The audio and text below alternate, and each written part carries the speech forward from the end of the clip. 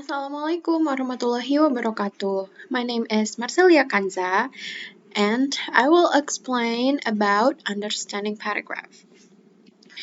So there are four essential parts of paragraph. First is topic, and then second is main idea atau topic sentence. Third, details, and keempat, transitions. So let's start from topic first. Apa itu topik? Nah, topik adalah a particular subject that you discuss or write about. The sentence that you read is talking about a topic. Nah, jadi di dalam sebuah kalimat pasti memiliki satu topik yang dia bahas, satu topik general secara umum. Nah, di sini ada contoh yang telah saya berikan. Example, some people say that music helps them to relax and focus when they are studying or working. Nah, kalau kita baca dan kita teliti, there is one general topic that this sentence is talking about. What is it? Topic is music. Kenapa? Karena beberapa orang bilang kalau musik membantu mereka untuk rileks dan tetap fokus ketika belajar atau bekerja.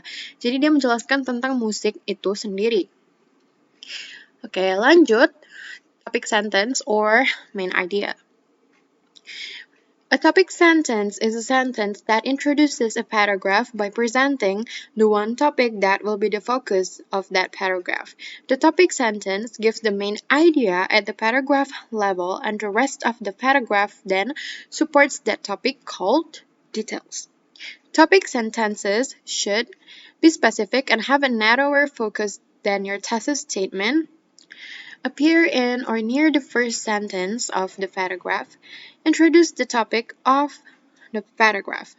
Nah, jadi intinya topic sentence atau main idea ini adalah kalimat utama yang menjelaskan tentang suatu paragraf itu tersendiri. Dan paragraf selanjutnya adalah kalimat selanjutnya adalah kalimat yang menjelaskan dari topic sentence. Jadi, topic sentence menjelaskan topik and details menjelaskan topic sentence. Nah, there are placement of topic sentence, which yang pertama itu adalah beginning of the paragraph. Nah, ini disebut paragraf deduktif.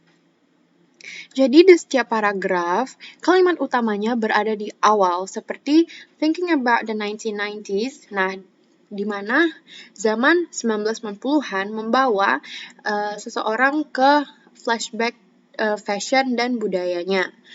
Nah, yang kedua ada di akhir paragraf yang disebut induktif. Nah, di paragraf yang seperti ini, di awal-awalnya paragraf tersebut, dia menjelaskan tentang cara-cara dan langkah-langkah yang mana itu adalah supporting details.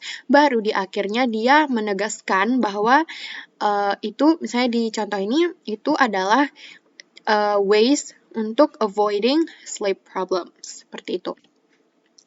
Lalu yang selanjutnya ada middle of the paragraph. Nah, di middle of the paragraph ini, dia sebenarnya jarang ditemukan. Seperti di contoh, last year I was referred to a specialist and finally found a way to control my anxiety breathing exercises. Nah, jadi dia pergi ke seorang spesialis dan menemukan cara untuk mengkontrol anxiety-nya. Nah, di mana kalimat sebelumnya itu dia menjelaskan tentang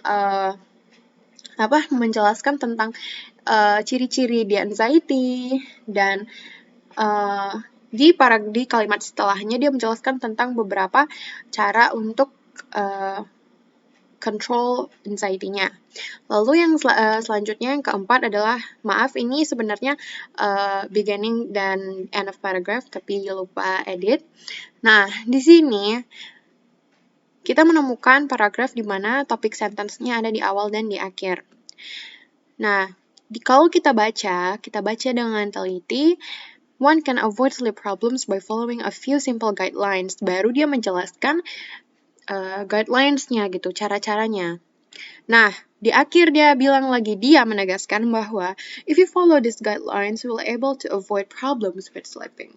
Nah, itu adalah topik sentence-nya. Dia menegaskan kembali di akhir paragraf. Okay, next is details. Details, or a supporting sentence, is a sentence with information that supports a main idea or claim. Like I said before, supporting sentences give a reader details to understand a main idea or evidence to show why a claim is true or correct. Now, you will find supporting sentence in the middle of paragraph, after the topic sentence, and before a concluding sentence or a transition. Nah, ada 3 jenis dari details. Yang pertama, providing useful ideas. Nah, di paragraf ini, kalimat utamanya yaitu Antartika is a dangerous and lonely place. Nah, di sini itu, kan setelahnya dia bilang, it is the coldest and driest continent on the planet. It is far away from hospitals and food supplies. Nah, fungsinya di situ dia menjelaskan kenapa Antartika itu bahaya karena, nah di sini dia bilang karena dingin, terus jauh dari food supplies dan jauh dari orang-orang. Nah, dia memberikan fakta-fakta yang ada. Yang kedua, presenting facts or evidence, memberikan bukti dan fakta. Nah, di sini di paragraf ini nih, high fructose corn syrup is bad for your health. It has been linked to the obesity epidemic mostly because of its use in soft drinks. Lalu yang kalimat terakhir, consuming high amounts of high fructose corn syrup can also cause inflammation of the intestines, diabetes, and heart disease. Nah, di situ dia menjelaskan bahwa fakta dari kenapa mengonsumsi high fructose corn syrup is bad for your health. Nah, dia menjelaskan kita bisa sakit seperti serangan jantung atau diabetes. Karena ini sudah menjadi fakta umum yang orang-orang harus tahu gitu. Yang ketiga adalah providing examples. Nah, American culture truly is a melting pot of cultures from around the world. Nah, di kalimat yang saya underline, ada an obvious example is the amazing variety of ethnic foods that Americans enjoy. Pasta dishes from Italy and sushi from Japan have all become part of Americans' dining culture. Di sini dia memberikan contoh, dia menjelaskan secara lanjut dengan memberi contoh apa aja budaya-budaya yang dari luar yang menjadikan budaya tersebut terserap di Amerika, seperti itu. Yang keempat, transition. Nah, a concluding sentence is used to signal that your paragraph is coming to an end. A concluding sentence should be a summary of the previous discussion and not include any new information. The reader should be able to identify the key points in a text by reading the concluding sentence. The key points are called transitions. Transitions are linking words or phrases to lead the order from one idea to another. Nah, kata-katanya ada banyak, namun yang common use adalah seperti ini, time sequence, seperti first, next, lalu example-nya, for example, such as, lalu enumeration-nya, first, last, next, another, dan lain-lain. Nah, ini ada contohnya, contoh kalimatnya. Clearly, there is a significant correlation between the use of marijuana and health risks that indicate that this substance should remain illegal. Nah, kalau kita udah menemukan kata-kata penegasan seperti clearly or finally, itu berarti kita udah berada di akhir paragraf, dan fungsi kalimat di akhir paragraf itu untuk menjelaskan, untuk menegaskan kembali yang sudah dijelaskan di awal, seperti simpulan singkat. Tapi not all of paragraph punya transitions atau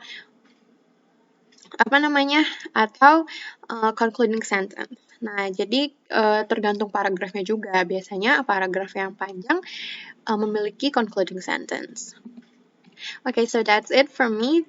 Itu saja dari saya. Semoga bisa mendapatkan ilmunya. Jika ada kesalahan, mohon dimaafkan. Terima